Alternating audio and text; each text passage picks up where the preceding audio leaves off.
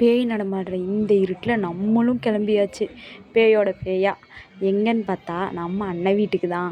நம்ம அண்ணனுக்கோ விடிஞ்சா பிறந்த நாள். சரி நமக்கு தெரிஞ்ச டெக்கரேஷனை பண்ணி சர்ப்ரைஸ் பண்ணலான்னு சொல்லி கிளம்பியாச்சு. அண்ணி போட்ட மாஸ்டர் பிளான்லாம் மண்டையில் ஏற்றிட்டு நமக்கு தெரிஞ்ச டெக்கரேஷன் வேலையை நம்மளும் ஸ்டார்ட் பண்ணியாச்சு. நமக்கே சும்மா விளையாட கொடுத்தாவே நம்ம கை கம்முன்னு இருக்காது.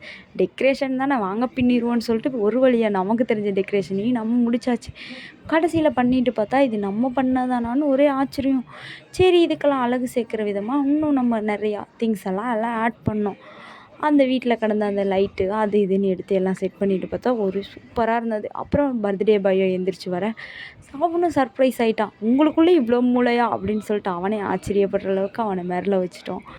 அப்புறம் எப்படியோ பர்த்டே பாயை ப்ராங்க் பண்ணலான்னு சொல்லிட்டு ஒரு முட்டைக்கோசு, மிஞ்சி போன மாங்காய், ஒரு பஞ்சாமிரத டப்பாவில் வச்சு பர்த்டே பாயையும் ப்ராங்க் பண்ணியாச்சு. எனக்கு வேறு அந்த ஒரிஜினல் கேக் எடுத்துகிட்டு வந்து அதை பற்ற வச்சோன்னே எனக்கு ஒரு பயம், அது வெடிச்சிருமோன்னு. யாருக்கு தாங்க அண்ணனா பிடிக்காது? எல்லாத்துக்குமே பிடிக்கும் அண்ணானா. ஏன்னா அண்ணானா எல்லாருக்குமே கொஞ்சம் எமோஷ்னல் பாண்டிங் தான். இது எங்கேன்னு தானே பார்க்குறீங்க, பர்த்டே பாய் கிஃப்ட்டு வாங்க போகிற விலாக் தான் இது. ஏன்னா பர்த்டே பாயவே கூப்பிட்டு போய் கிஃப்ட் வாங்கினவங்க நம்மளாக தான் இருப்போம்.